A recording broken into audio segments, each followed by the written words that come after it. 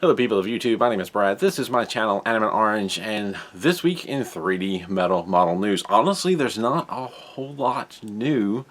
Looking around, I don't see any new models from last week, like that have come up since last week. So basically, I'm going to kind of go back a little bit to cover what I wasn't able to quite cover last week because of technical issues. Maybe talk about that a little bit. And one thing that's kind of popped up recently, it's been on Reddit, just want to touch on carefully. But anyway, going back to last week, the one thing that I did find was the 1,000 origami cranes, or 1,000 wish cranes, the metal models that I guess are supposed to be like the origami cranes. Not really any new information on that front, except there isn't a release date. It was the 20th of this month, I believe. Though I haven't found them on AliExpress yet. They'll probably pop up soon. But still not really sure about what's going on with the single package versus the multi-package. I didn't find specific information on sizes for anything yet. Maybe that'll come up once they're finally released. Ones I will go back over. I can't actually insert images this time. This little space over here that I always use. So I will say again, the different versions or different cranes that they have. They got the Love Amulet, the Wealth Amulet, the Guard Amulet, the Health Amulet, the Luck Amulet, and the Fortune Amulet. And I keep calling them cranes, but then they're amulets. So I still am not totally sure what's going on. I did receive a message from GarthTube or a comment. GarthTube is always very helpful when it comes to understanding the different Chinese stuff, or models that are released.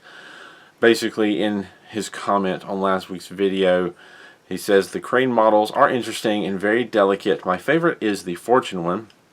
I have spoken with the boss, and she tells me the following. For 1,000 days, you fold and gift paper cranes, and this will bring both parties good luck. This is what the part about the artist talks about, and that he grew up doing this. Most Chinese kids do this the early stages of school. You can then write a wish to hang on it, and different styles represent the different areas of luck. So that makes sense. This must be what this is related to. So thank you, Garth, very much for providing that. Always appreciate your comments and your explanation of the different things that are culturally different from what I'm used to. It is appreciated. So maybe that brings a little bit better understanding of what these models are, but I don't have any new information other than supposedly they're coming out on the 20th. It usually takes a week or more or less to get from the release date to it actually showing up on places like AliExpress. But I didn't see anything new anywhere on any of the AliExpress stores that I follow as far as new models of any kind are concerned. Everything is still pretty quiet. The one other thing that I want to carefully touch on, something that I had heard about and then I saw it posted on Reddit, was a little something about some of the Metal Earth model resellers or sellers, because you can't buy directly from Metal Earth. You have to sign up to be a seller with Metal Earth. You have to agree to certain things. I've thought about it. I've looked into it very lightly. Not really an avenue I want to go down, at least right now. But you have to agree to certain things to be able to get and sell their models, and it's understandable. Apparently there was, well, it seemed like there was a change in whether or not stuff was able to, whether or not you were able to ship outside of the U.S. or overseas is the specific phrase that I've seen, and that some places were shipping overseas. I'm not going to name any names. Some places were shipping overseas, and they've basically been told you can't do that. And again, I'm trying to be vague and careful about what I say. The impression that I've got is, with the exception of maybe one or two places, no one was supposed to have been shipping models overseas, and that I'm guessing some were, basically getting away with it. They were doing it, nothing was said, now something's been said, I guess. I'm speculating, not wanting to point anybody out, not wanting to call anybody out. I know a lot of the frustration is going to go to Metal Earth for their rule supposedly, you know, for them saying you can't do this, and it's frustrating. It's very unfortunate for the people outside the U.S. who have difficulty getting these models and enjoy building them. You know, what it seems to me, it comes down to international licensing agreements, and here in the States, we tend to better follow these agreements, whereas other countries have different rules and follow different rules or not follow them at all. Technically speaking, I don't even think you're supposed to be able to buy P-School models here in the United States. And I do remember 2 or 3 years ago, you could easily find P-School models on Amazon, but then a lot of them started getting taken down because technically you weren't supposed to sell them in the United States. And AliExpress doesn't care. And I have received models from P-School or Picture Kingdom or, you know, MU that said on the box, not for sale outside of the country or not for sale in the US, yet I still was able to get them. So it's one of those shady areas that a lot of stuff seems to happen that shouldn't. We've talked about copycat models in the past and how, you know, you're not supposed to, it's a copyright infringement to take the model that Metal Earth has designed and sell it under another name, though P-School and Tenyo and Metal Earth all share the rights to that, but they share them in different countries, so it gets technical and it gets confusing, and I'm by no means an expert, just trying to understand the different positions here of why Metal Earth would have to do what they have to do to stay in business and to maintain their license to be able to sell these models, because certainly they have an interest in staying in business, and not being able to sell internationally is not going to lose them some money. But at the same time, if the rule is that they're not supposed to, without special agreement, letting someone continue to sell that fashion could cause them to lose their license. Speculation. None of this is official. None of this is coming from any particular source. I'm just kind of speculating here and trying to be understanding of all the different areas. It is unfortunate. It was wonderful having different options. I think there are some options still out there, though some of them may be a little more expensive than others, unfortunately. And again, I don't want to name names. Look around. There are a lot of different places that sell Metal Earth, or just contact the place that you enjoy getting them from and seeing if there's something they can work out for you. Maybe you have somebody that can work as a proxy for you. I don't know. It's unfortunate, and if any more news comes up that I can share, because, you know, I'm able to get information from certain places, but I got to be careful not to call those places out and lose that contact. But if there's something else I can share on that front, I definitely will. It's really unfortunate. It's got a lot of people upset, understandably so. You know, I have a viewer that is very active in the comments, has emailed me directly. We've chatted. They're a wonderful person.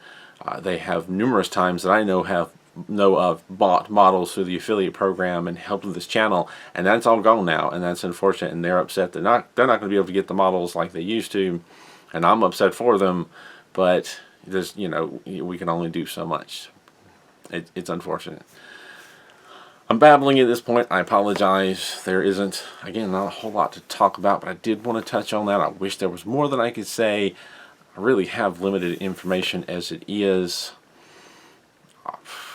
I am happy to say that my computer is back up and running, though I haven't tested it so far. I just got the new video card in it a few hours ago. I showed a video of this poor sad thing. This is an old NVIDIA card, actually. A GeForce 210. GeForce 210. It's kind of an old card. I only think it has 512 memory on it, and active cooling, and a very small fin on it. Honestly, I've had problems with this overheating before, and I thought it was just a matter of getting the case airflow through the case. There was one point where I've had to clean this out several times because dust accumulates in that fan area. And it's like life. Every time I thought I had something sorted out, things got worse. But in short, the computer that I'm using now, I have been using for several years. It was a secondhand computer. Someone had built it to do Visual Basic Program, Visual Basic Program or Microsoft Visual Program and something like that. and they had upgraded to something even faster. And at the time, this was a fairly fast machine. Though the video card was a little bit lax, I was able to do what I do.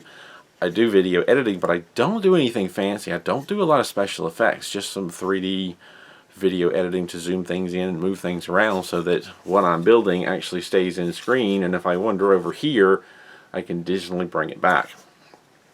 That's pretty much it, and adding text sometimes. I don't do a lot. So even though this was an older, weaker card, if I was patient with it, I was able to get by for several years. That being said, I have had issues with it getting too hot, especially in the summertime, and I had added more cooling. Well, after blowing this out and getting it under better control, it still wasn't enough. I added 2 cooling fans to my system, one in the front blowing air in and one in the back pulling air out, so that it had an airflow through the case. That helped a lot. There was a point maybe 3 years ago where, I think it was before my heart transplant, so maybe 4 years ago, there was a point where I couldn't upload a video longer than 25 minutes because it wouldn't process. It would overheat before it finished processing the video. But I had resolved those issues and I've been fine for the past couple of years. However, this fan was on the verge of giving out, and if you saw that video clip, it wasn't spinning very fast and almost stopping.